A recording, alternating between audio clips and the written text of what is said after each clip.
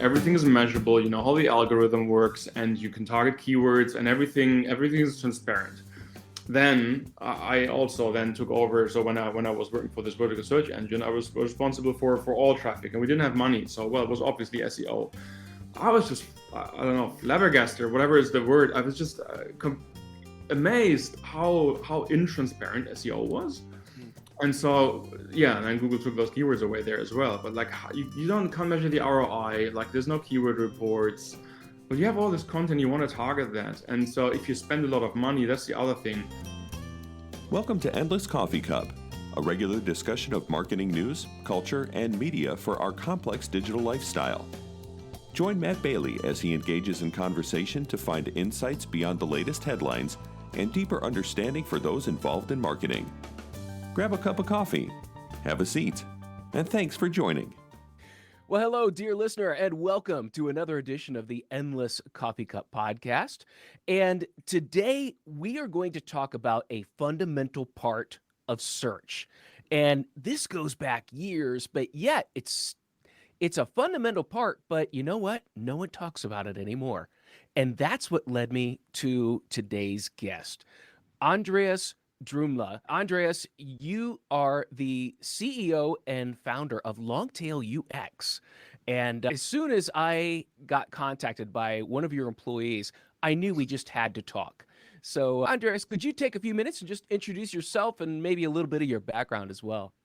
Yeah, sure. Well, thanks, Matt. Yeah, as you said, I'm the co-founder and CEO of Longtail UX. So that's a startup that actually focuses on the long tail. So that topic we talk about. My background, I worked at Google back in the day, joined pre-IPO, worked there as a product specialist in Europe, working a lot with the people in the US, with the engineering team on some really early products of what was called AdWords back then. So we launched AdWords Editor, the first version, the first mobile ads. That was before the iPhone, and a few other early things. And then I worked for a startup, for a vertical search engine that was in Spain, but it was like we had 12 websites in 12 countries, and that was an aggregator for real estate.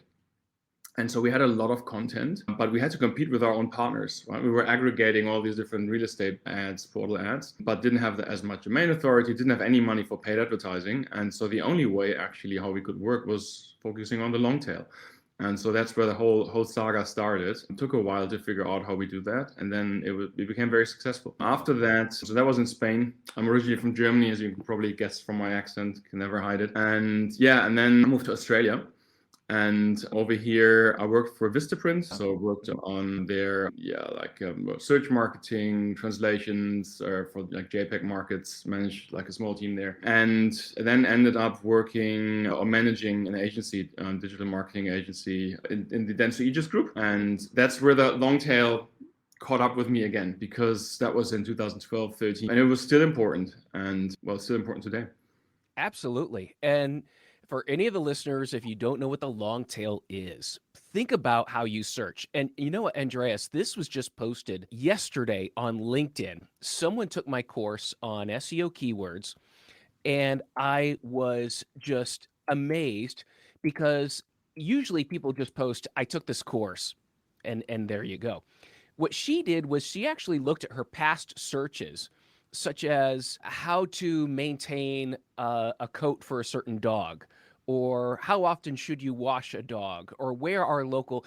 And I made a comment. I said, not only did you outline a typical day in the life of a searcher, but you also showed great examples of long tail searches, the very specific 4+ words that highly detail what it is you're looking for. And we don't talk about it much anymore, don't we? Yeah, no, we really don't talk about it a lot anymore. It's a bit like search as a channel as well. It's sort of like it's old school. It's been there forever. I mean, 20 years now. And it's sort of, I mean, obviously there's also more and more automation built into everything. And yeah, but the reality is it's still there. I mean, so the Longtail book, we talked about this came out in 2004 or 5 was the article in the Wired and then the book. And I mean, the Longtail was there before. The long tail was there afterwards as well. I think that the special thing about search is that it makes it visible. Yes. Because you have consumers looking for something very specific everywhere, like all the time. But in the search channel, they actually do you the favor of typing in what they want, and you can actually then identify, oh, that's 4 words.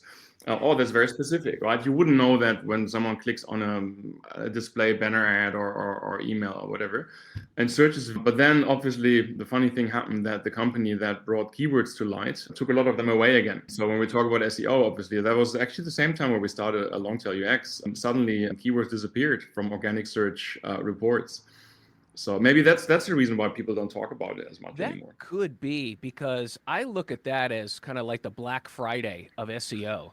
That one day, and that's the thing.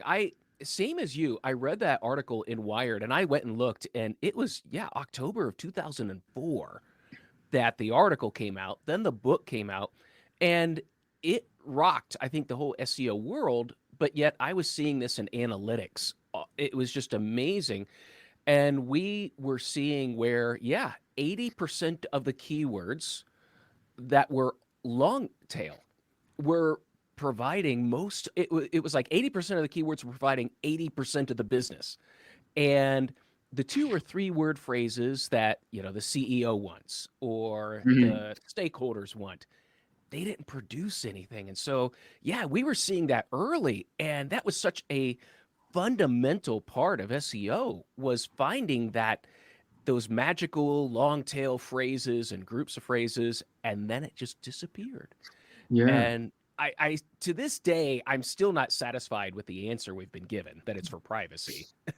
Yeah. But oh man, that could be one of the biggest reasons, but yet it still exists. You can find it in keyword research tools. You can find it in Google Trends, even Yeah. shows that. So it's still very much a reality. You know what my theory is why it disappeared actually? It's cost. It's just when you imagine the disk space. I mean, Google made it really cheap, and they have all these data centers. But imagine, like, we work with large enterprise clients, and we get our lots of our long tail data from the search term reports from paid search now. But literally, like, you run like a 1 month paid search term report for a large company, and you get like 1 million rows. Like, it's ridiculous. It's just when they spend a lot of money, obviously.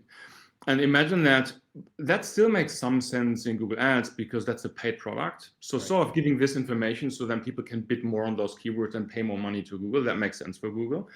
But SEO is not a monetized channel. So giving all this information, storing that, processing that, and actually giving it back, it's actually, when you really think about it, you actually don't want to do that. So that's my theory. There you I go. I think that's a legit theory because that's also my theory behind Core Web Vitals. The newest thing that they've done where they want everyone to go skinny and light on their websites. Well, think about the storage space that it takes to cache every website and every page. Yeah. It's space that someone has to pay for. So I could Yeah. see that. And yeah, it takes a lot of processing time and a lot of space to give us all those keywords, but man, that's gold. That is such gold. Yeah. It absolutely is. Theory actually why people don't talk about the long tail anymore is it's just so hard work. Mm, And that's actually one of the reasons why we started our like automation, or like what we call it, customer acquisition platform, which really focus on the long tail in a more automated way. It's so hard work. Everyone like the people who still talk about the long tail talk about it as a niche opportunity. mm. So they basically say, if you have a new website, new product, that's where you find like how people ask questions, and then you can build out your manual content. But when you think about that, what I just said, like one of our clients or our customers, they have, there's like 1 million search terms. We actually looked at the year, it was 27 million Wow. long tail queries on paid search. Wow. 27 million, that's a lot, right? What do you do with that? Like, unless you can automate stuff, like it's impossible. So you can't, like, even in ads where you can actually build out those campaigns, it's just so much work. It's Absolutely. rewarding when you do it, but you really, like, without automation, it's almost impossible. So I think that's one of the reasons, I guess. That could be. I mean, at that scale, yeah, it's gonna take something to manage that. But Mhm. I wanna kind of get back before we get to your solution and what you're doing, which I think is Yeah. exciting. What was it about the long tail that, you're an ex-Googler, you were in it. What was it that captured your attention and really just drew you in to want to know more about that? Hmm. I mean, first of all, I just like efficiency. So basically, so my first job at Google was I was working for some European markets, optimizing campaigns for large advertisers. So I was like a account strategist, I think it's called today. Before that, after that, I moved into product. And it's really just if you want to help them, and if you want to help them find the best bang for buck, right? Optimizing campaigns. Well, it's a long tail. That's where you find it, right? Low cost per click, high conversion rates, happy days. Like if you connect it in the right way, it was work, right? Because you have to have the right ads for the right keywords, the right landing pages, etc. But it was just I just found it so powerful when you basically have a campaign and then you focus on the long tail and suddenly you just double the ROI and then people can spend more money and they can make even more money. So I really like that, and actually the ability that you can do it. And then when I read the article, so the interesting bit here is my background is actually I studied social science, nothing to do with internet or anything. It's like social systems, political systems, and so when I just look at this, this is so democratic. Like it's almost like searches are votes, and they're tiny, right? Like any long tail query in itself is just, I don't know, they don't have a lot of traffic, but overall they make the majority. And they can swing like whether your business is successful, but you can also take the information. They're basically votes for new products as well, or new directions of products. I just like, I don't know, that fascinated me as well. Absolutely. I think what fascinated me was one of the examples that Chris Anderson gave in the article as well as in the book, and that was on music. That Mm. at the head of the tail, everyone, we like to say, everyone is searching for the popular, the top 5, top 10 artists. But yet I remember myself as a teenager, and this is back when we went to the record store. We didn't have streaming, but I never went. You would go to the big record stores to get the popular stuff, but you'd have to go to these out of the way, small business entrepreneur record stores that were, little seedy, little sketchy, but that's where you found the good stuff. And that was the long tail. That was the amount of people that were searching for these obscure hits. You weren't going to make a living off, a few of them. You needed to have an inventory, and that just wasn't possible in that Yeah. physical realm. But once it hit digital, that changed everything. Yeah, absolutely. Yeah. I mean, so really the power of technology to connect that and then actually to create markets. I mean, for all these, well, more niche musicians and other types. The other thing I saw was, I mean, I worked at Google then when all that happened, and I just saw Amazon just being so powerful. Mm-hmm. And really for me, Amazon basically like, well, the long tail was their business model in some way, right? That's how they won. But then on the other side, seeing like coming back to see my family in Germany and everyone's complaining, oh, Amazon, they're just destroying our bookstores. And you think like, well, I sort of get that, but it's just they actually deliver, well, people get what they want and they get more and they actually can do that. So maybe you just have to adapt somehow. I don't know. I just saw that and I found that incredibly powerful as well. I mean, they were growing at crazy, but still do. Well, it allows that small, singly owned bookstore to sell its books around the world. Whereas what the books they have may not be in demand in the local area. And again, that digital connection enables that. I understand completely where you're at with, some people don't like it, but yet it revolutionized the way things were sold in a digital world. And it's funny because I think that long tail kind of existed, but like you said, now we can quantify it. Now we can Yeah. see the impact. For me, it kind of gave me hope that not everybody likes what's number one on the charts. that was kind of this vindication that, oh, thank God, to know that most people are still looking for good quality content. It's not always the head of the tail that is, it gets the headlines, but it's not what's going to pay your bills long term. Exactly. No, absolutely. Exactly.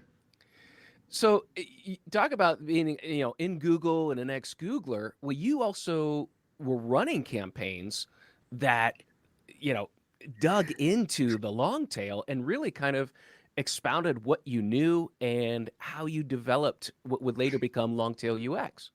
Yeah, it's a funny story. So I optimized campaigns for clients, but also that was really like, I mean, early days, right? 2004 when I started there, and there were still, I think that was just after they got rid of the top ads. I think just before I joined, they were still paid on impressions. Okay. So they were they were basically selling CPM on the top of the search results to large brands, and then realized that these tiny ads, those AdWords, just made them so much more money, and then moved that. So that was really early days, and there were, I don't know, I think there were 600,000 advertisers like worldwide, right? And they had 600,000 accounts, and that was a big problem. Like, there's a lot of data to process. I don't know, it's probably 600 million right now. So that was early days, and so we had our own test accounts. I think Google gave you like a $5 a day accounts, like free budget, to just play around, right? Because we had to learn ourselves also like how you optimize like all those campaigns.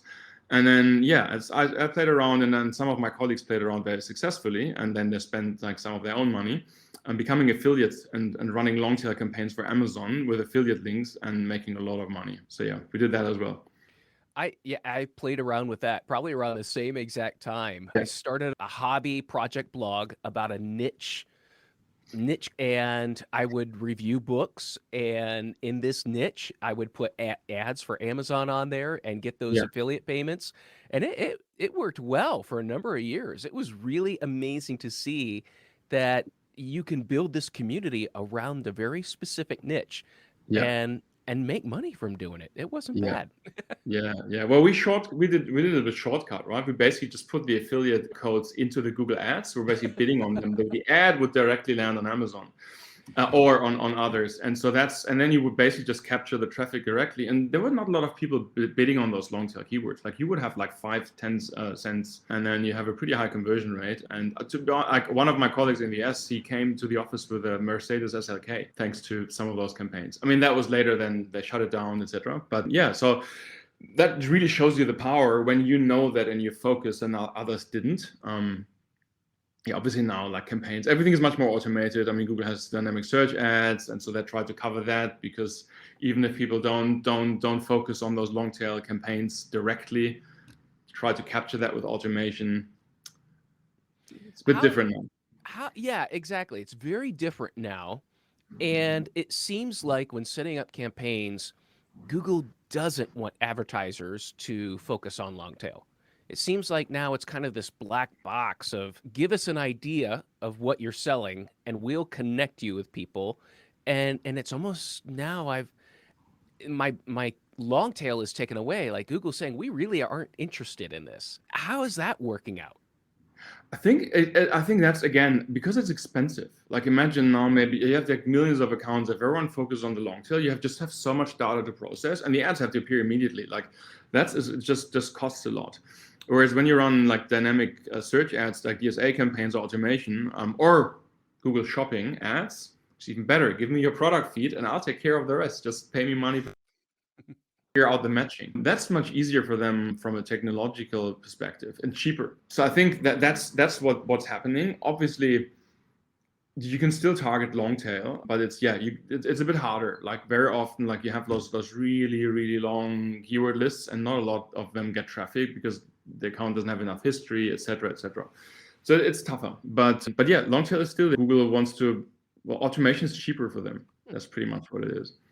It's interesting getting the perspective of a former Googler, because your responses, see, now when I talk to SEOs, they fall into two camps. One is I hate Google and everything they do is to make my life difficult. The other one is, I love Google and I'm going to try and reverse engineer the algorithm and do whatever I can.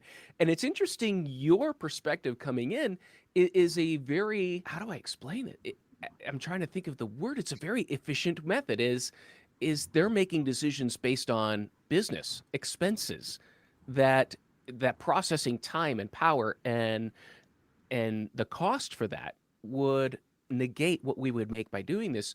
I like the way you are approaching this, and I think this is a great lesson for any one of our SEOs that are listening. Is Google's not always trying to make your life difficult. They're trying to make their life easier as well, just like any other business. Exactly. I mean, my first answer to that is always, if Google wasn't there, you wouldn't have a job. I Right. mean, let's face it. No, honestly, I think that's completely underestimated, the amount of innovation Google dropped by just having the search engine Hmm. and having actually, like, I mean, the amount of businesses that would have never started without being able to start with keywords, targeting a specific audience, and then building the audience, whether SEO or paid search in search. Like it's massive. Like all the other businesses who then had to innovate because these new businesses suddenly were there and stealing their traffic and their audience, and their revenue base was stealing, being more efficient. So I think that's underestimated. Yeah, and as an SEO, like without Google, well, what would you do? You wouldn't be there. You would probably sit somewhere else and have a boring job. So that's one, but I think it's really important to understand always, like, why do you think Google does something? Not so much like what do they want, but like what would be the reason for doing that, right? Like if there's outrage, Google actually wanted. I think they're doing this, right?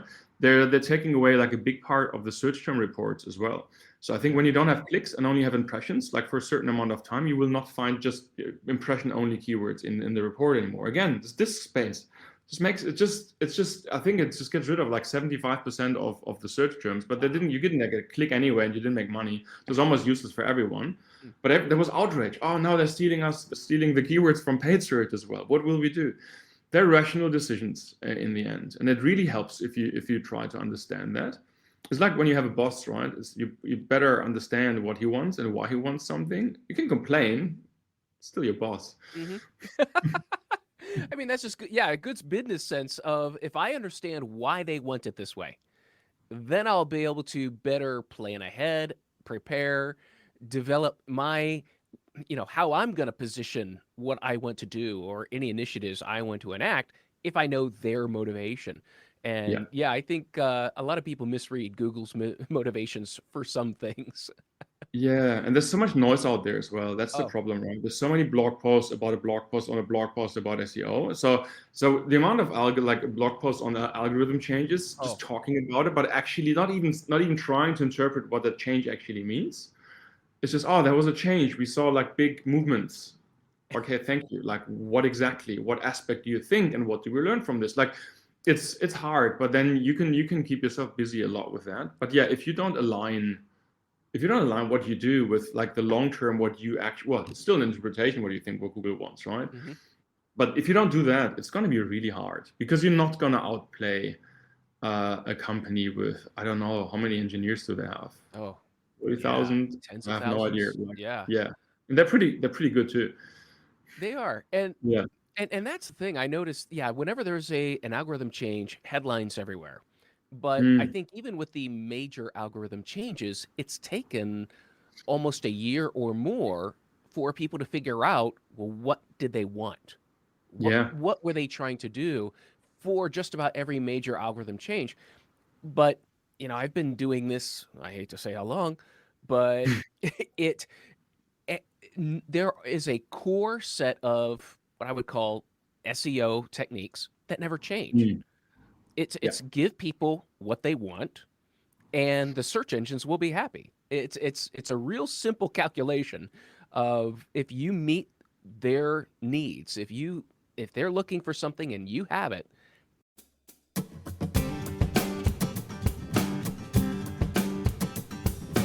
As a regular listener of the Endless Coffee Cup, you know that I am passionate about learning and teaching others. With that, I've launched my own education portal for marketing professionals. It's at learn.sitelogic.com.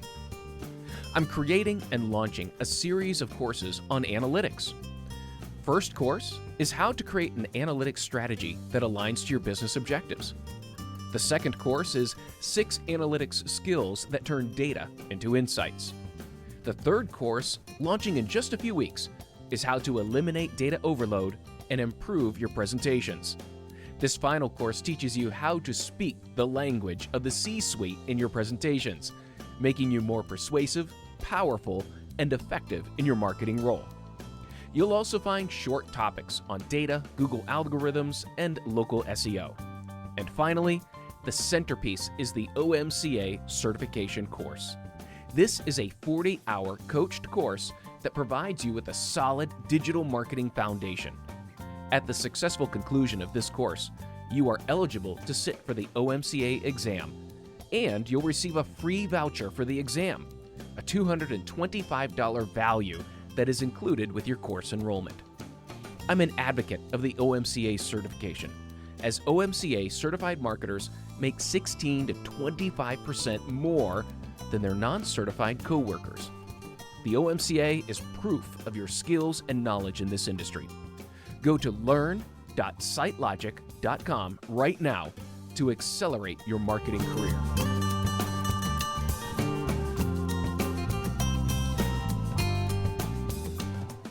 That's the essential part of it. You try and chase the algorithm, and you are going to run around in circles.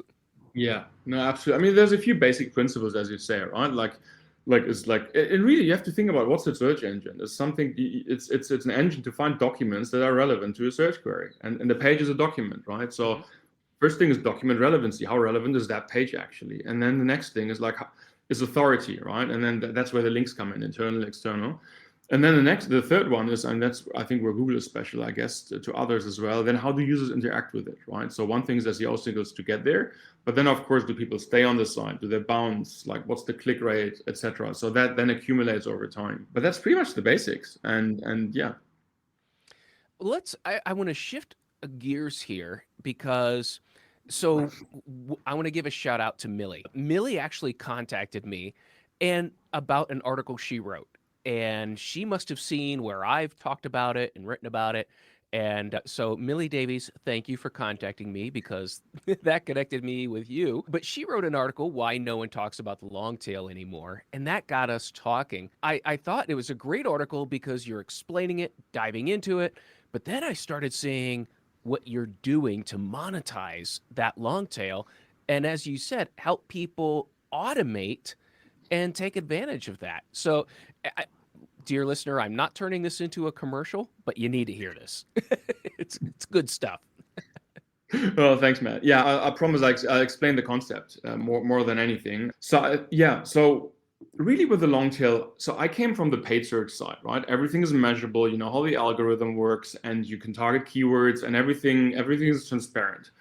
Then I also then took over. So when I was working for this vertical search engine, I was responsible for all traffic, and we didn't have money. So it was obviously SEO.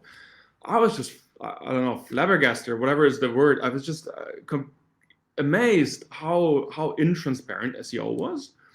And so and then Google took those keywords away there as well. But like you can't measure the ROI. Like there's no keyword reports.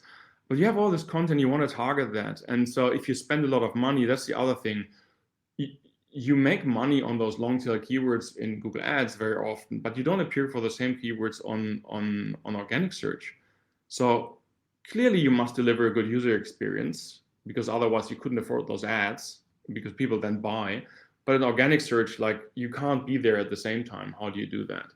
So this was really like where we started thinking you have to have more control. And that's where basically with this vertical search engine, we found a way. It's a very simplistic way, basically saying, okay, first of all, I want to know what my keywords are I want to target. And all those keyword tools for the long tail, they're not really very good. Like they don't give you data, or like give you bogus data, or well, really Google keyword tool, any keyword query, like four words or more, you just get, there's zero traffic. But it's not true, it's there. So we basically developed a system where you create a page for every keyword you want to target. The important thing is you can't do this for millions of pages. So we did that starting. That was before all these product aggregators who created like millions of pages for everything. You don't want to do that. So you actually want to know what's your core set of long tail keywords, right? Like if you have like 100,000 products, maybe take 10,000. Still a lot of keywords. And so once you know those keywords, you create a page for each of them, and then having the relevant content and put the content on there. So that you basically need to search like an internal search engine to match, right? You have a keyword and then you want to match your products to it, or your listings, or whatever you have. So then you have a page that's hyper relevant for this long tail keyword. That's amazing. Now the next problem is, okay, now you have 10,000 more pages. What are you going to do? You're going to put a link in the footer and then hope that Google somehow crawls it. That's not how it works, right? Like those pages need to be seen as an integral part of the website, but they also need to be seen as contextually relevant. So you need linking. So So what do you do then? You change all your menus and try to put like 10,000 links into the menus? Well, that you can't do that either. So we then developed a system where you basically have, we call them smart links, where basically it's like the links that could be like at the bottom of the page or below the navigation, but they have to be somewhere in the main text.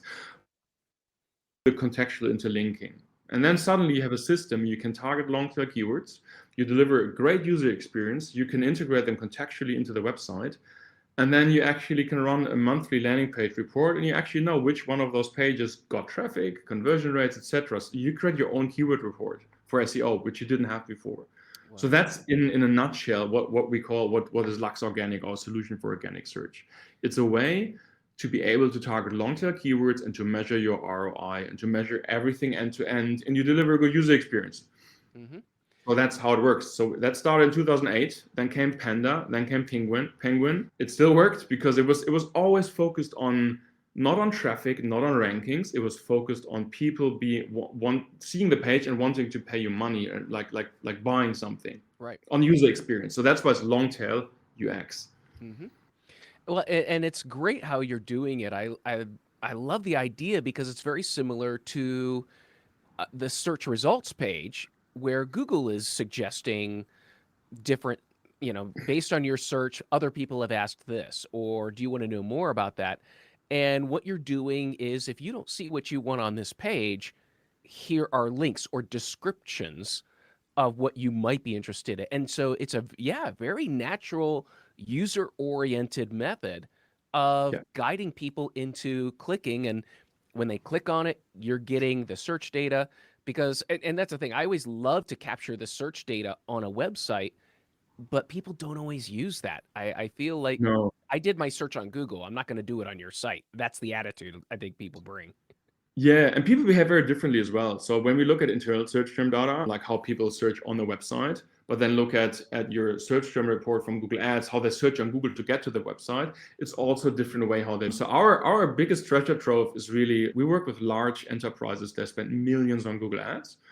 We look into those search term reports, and that's actually where we find most of the terms that we want to target, right? We basically, but that only works if you actually spend a lot of money, then you have all those reports. But then it's guaranteed, right? Then actually there's traffic, because otherwise ads would never appeared. And actually it works for the website too, because otherwise people wouldn't have bought. So that's your criteria. And then the next thing, we can match that. Do you have enough products, and can we do ranking, etc.? Yeah. So it makes SEO, it actually turns into performance channel. So that's the exciting thing. It's a cost center normally. It's a cost center. You don't know the ROI. It's all about beliefs. Suddenly here you have a tool that converts the organic search into a performance channel. That's amazing. That is absolutely amazing. I love the examples that you provide in the article, because to me it solves that problem of I don't have access to the keywords, and even if I did, how do I optimize for them? There's that other side of the equation, and I have to optimize without making it look spammy. We've seen websites that try to put in 200 links to make themselves look like we've got the content, but it's not usable, it's not attractive, and the engines usually will knock that down. Yeah, and that's a challenge sometimes you have to get your head around as an SEO specialist as well, is like, the keyword and you want to target it, and there's an opportunity, and like traditionally what you would do is like, oh, let's write some content for that keyword. But really, when it's a commercial query, people want to buy something. They don't want to read a post. But traditionally, that was the only way to actually get out there in an easy way, because you just can't go to a website and say, oh, here's keywords and I want pages for that matching products, right? It's like most of those web platforms don't do that. So and then sometimes we talk with the SEO specialists and say, wow, but this is just a list of products. There's no content. It's like, what the products are the content. That's actually what they want. They want to buy. So that's the difference. That's amazing. So what happens when someone goes from paying for those terms to naturally ranking? What is the shift from, profitability, return? What are you seeing when someone implements that on a large scale e-commerce site? Yeah, so we see so we also have the product also works for paid search, so creating pages for every single keyword you target, or for shopping ads, creating pages that actually show more products than just the one. But yeah, on the organic search side, we deliver uplifts like 30% more non-brand traffic and revenue, like for large websites. Like we're talking millions of dollars per month here. Wow. That's powerful. So what happens is basically, well, it's amazing, right? Because businesses suddenly say, wow, now actually organic search is a channel I can measure. Do they stop spending on paid ads? They say, no, they don't. They basically just take this and they might even spend more money. So what happens from a business perspective is just it opens a new channel. That's what it mainly is. And it makes it measurable, because that's really the biggest problem for like a CMO or like a marketing department. Like you spend $1 million, 2 or even more per month on paid ads on Google Ads. You would never spend the same amount on SEO, not because, well, the only reason you don't do it because you can't measure the return on investment. Like Google makes it so easy on the ad side. Oh, you spend $1 million, you run whatever conversion reporting or Google Analytics. Here's your 10 million in revenue. That's a 10x ROI. Right. SEO you can't. And so we open that up, and suddenly you can actually measure that, and then you can start investing. So we actually have clients who spend more now on organic search than on paid search. That is amazing. Yeah, it's kind Mm. of flipped things upside down. So does this? So most of the examples and we've given so far, I think, have been e-commerce. And Mm. one of the things I'm always hearing, and I always try to focus on, is the B2B side. Are there people using this for lead gen and business to business lead generation? Absolutely. I mean, Longtail becomes relevant for lead gen or for any website. You basically need two elements. You need, on the one hand, you need content. Like if you don't have enough content, what do you do? So that, but then you also need people searching in different, we call it dimensions. So imagine like we have lead gen clients, for example, Pack and Send, they are like a logistics company. Hmm. So there's 100 franchise locations across Australia. And so there you have one dimension, right? Sending from. Then you have, they send to, right? They ship to everywhere in the world. So there's countries you ship to, there's your second dimension. Then the third dimension is they ship like, was it fragile, large, awkward, and valuable products. So there you have like bikes, pianos, like household items. So there's you have a lot of different items they ship. And then the beauty is people actually search in those three Yeah. dimensions. So Wow. suddenly it's like, oh, we only have 100 locations and we ship, right? So it's the same thing, right? In how many different words you can say shipping, sending, something. But suddenly you realize we get to 32,000 combinations here, because I said, well, I want to send my bike from Melbourne to Sydney. I want to send household items to Germany, or like there's all these different things. And then when you match that, if they have the content, then you can create the system that matches the demand in different dimensions and the content you have.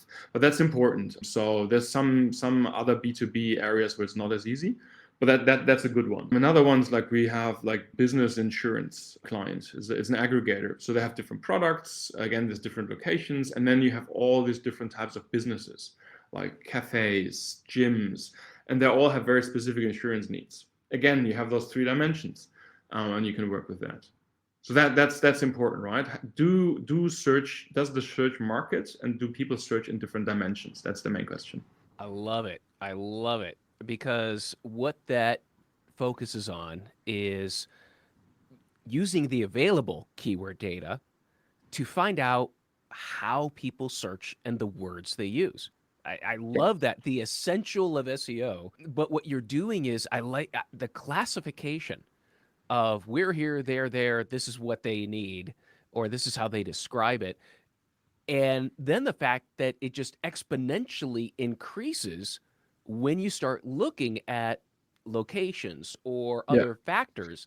That's what blows my mind about the long tail. It's just so powerful and it grows so quickly. Exactly. And here's another one, maybe not so intuitive, like with client, American Addiction Centers, drugabuse.com in the US is actually one of our clients as well. Hmm. And so that's actually really rewarding to work with them, because every lead, they call it a rescue, which is Oh, pretty much wow. what it is, Yeah. right? People with drug addiction. Again, what are the dimensions? You have people in different locations, and then you have all those different drugs, and then you have symptoms, and then you have different types of treatments. And again, like, I mean, looking at those reports every month is amazing, because you really see actually that like helps people immediately. I mean, it's nice to Yeah. sell more sporting goods and more TVs, etc. But yeah, that's a very special client of ours in the US. Well, that's what I just you describing that about the long tail. It's personal. It's personal and Mm. specific to that individual at that time in that place. And there's no way really to quantify that because it is so unique at that point in time to that person. And really, there's no way to capture that Yeah. unless you understand or have the capability of being everywhere at once and being able to optimize for that.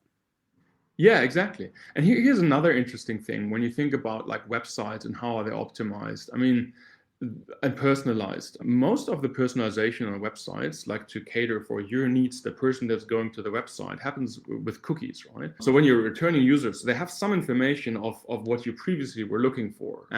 But when it comes to the search channel, you usually start a search with something new in mind.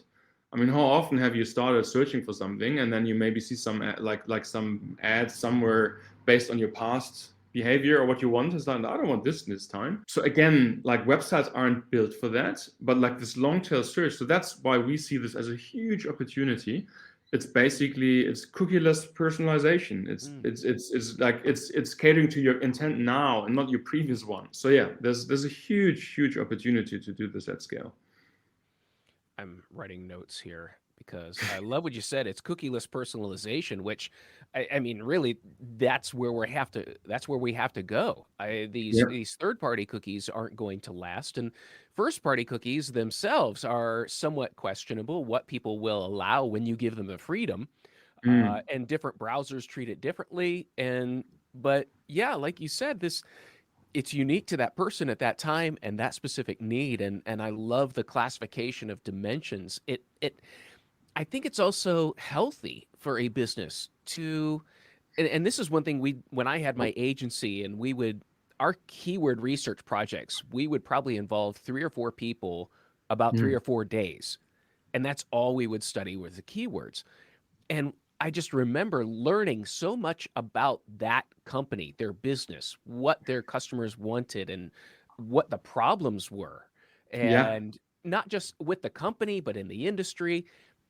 We would come out of that after a week knowing more about that industry than the client did and about what the attitudes and the intent of people were.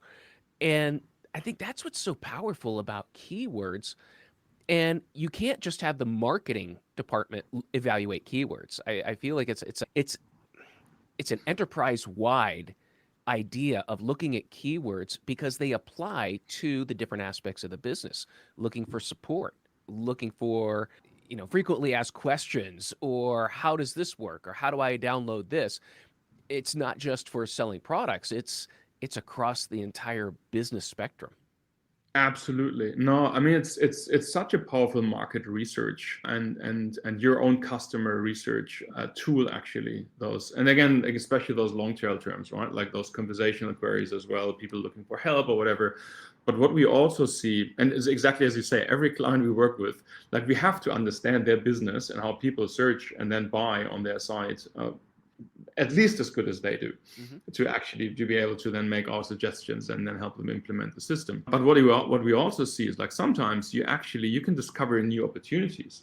Mm. And actually clients increasingly ask us as well. They basically say, okay, where is opportunity you see, but we don't have enough products because we want to like, where do we need more products? Like, wow, that's what I mean. What I found so powerful when I looked at it the first time in 2004, and we still don't have enough tools for that, and we're building a solution for it, but there's not a lot out there really where businesses can see, okay, here's my demand, here's how I fulfill it currently, and here are the gaps in my supply, and this is the new opportunity because the market's moving faster and faster.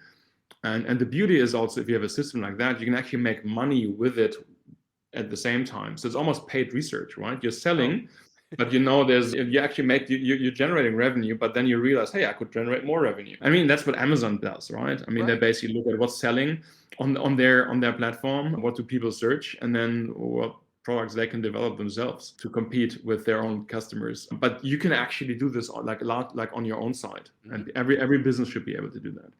One of my favorite examples is we're working with a business, and not only were we working on the keywords, but we were looking at trends. And we were seeing that for a very specific product group, that the demand was at its highest in January, February timeframe. And when we shared that with them, we were asking them, well, what's your marketing schedule? What's your calendar look like? And boy, all of a sudden we could sense a little bit of tension in the room. And they were saying, well, we don't start marketing those products until that's when we start, our initiative. But now they're seeing the data where people are searching January, February, and we're looking at the data. And, oh, they make their decisions in April. They start their research in January. And, it was one of those great meetings because the CEO was just sort of like, well, we've always done it that way, so let's keep doing it. No, and he says, maybe, let's try. The next few years, they shifted their entire marketing schedule to align to the trends they saw in the search data.